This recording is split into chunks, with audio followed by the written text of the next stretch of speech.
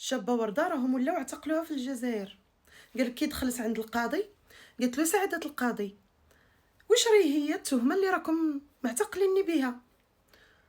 قال لها شابه ورده علاش كي راكي اعلنتي الخطبه وانتيا مازال ما ساليتيش العده، كيفاش نتيا يلا طلقتي تمشي تزوجي؟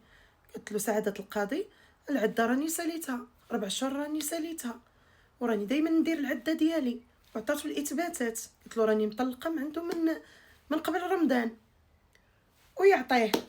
سعاده القاضي قال لها اخليو سبيل الشابه ورده ورجعت لدارها من بعد التحريات. شويه عاوتاني على غد ليه ولاو عيطوا للشابه ورده، جاو موراها لا بوليس، اعتقلوا الشابه ورده، دخلوا عند سعاده القاضي. سعاده القاضي واش هي التهمه؟ واش ما بغيتوني نتزوج؟ ما بغيتوني نفرح؟ قال لها التهمه داعياك وزاره الاوقاف. علاش؟ حيت راكي تحرضي البنات يتزوجوا. كان عليك يا ورده ما تحرضيش البنات يتزوجوا، تحرضي البنات على الفساد، حرضي البنات باش ما يتزوجوش، حرضي البنات كي تطلق ما توليش تعاود الزواج، تجلس تندب حنوكها 20 عام وتبكي وتقول امي زهري عاد باش تزوج. هذا القضاء الجزائري، اعتقلوا الشابه ورده حيت راه تحرض البنات كي تطلقوا خصكم تزوجوا. هذا هو التهمه ديال الشابه ورده. يا مينتي واش ندب حنوكي هكا ولا هكا. المهم بخلاصه شنو فهمنا؟ ان القانون الجزائر قانون تعسفي، ما عندكش الحق تهضري ولا تعبري بحريتك ولا تفرحي. الا فرحتي يتبعوك، والا عبرتي على حريتك كذلك يتابعوك. اي حاجه درتيها تنفسي غتلقي راسك في الحبس عندهم. حتى الا قلتي لا المراه ما حدد لهاش الله، وفعلا المراه ما حدد لهاش الله، المراه حلال عليها كي تطلق تولي تزوج من بعد ما كتسالى العده ديالها، تزوج 10 20 هذيك الشيء ربي محلو ليها.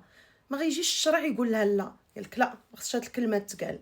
خاص المراه تطلق تبقى طول حياتها تندب في حنوكها. هذا هو القانون عندهم. لا شابه ورده قالت كي تطلقوا تزوجوا خصك تمشي للحبس.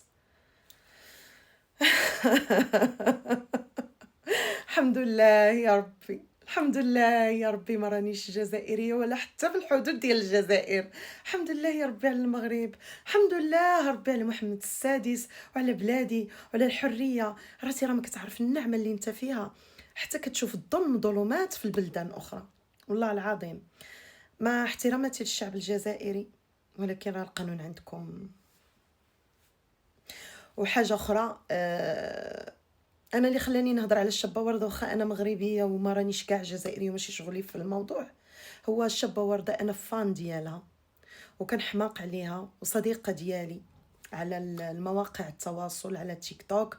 وسبق لي درت لها اشهار لواحد الحفله وكانت غتجي عندنا لإيطالي وكنحبها وكتحبني دائما، كتكتب لي تعليقات زوينين وكنكتب لها تعاليق زوينين. فجاتني الغيره عليها وبقات فيا. كنتمنى سيدي ربي تدوز من هاد المحنه. ويا خساره يا الشابه ورده اللي راكي في الجزائر. والله يا اختي وكا كنتي في المغرب كنتي تزهري وتنوري، اقسم بالله تزهري وتنوري وتزيدي للقدام. للاسف خساره تبارك الله ديك الموهبه. شابه ورده ما عندكم ما تقولوا الاغاني ديالها لا ما زوينينش الذوق. كل واحد وذوقه في الاغاني، كل واحد وذوقه، كل واحد والاذن ديالو شنو كتسمع.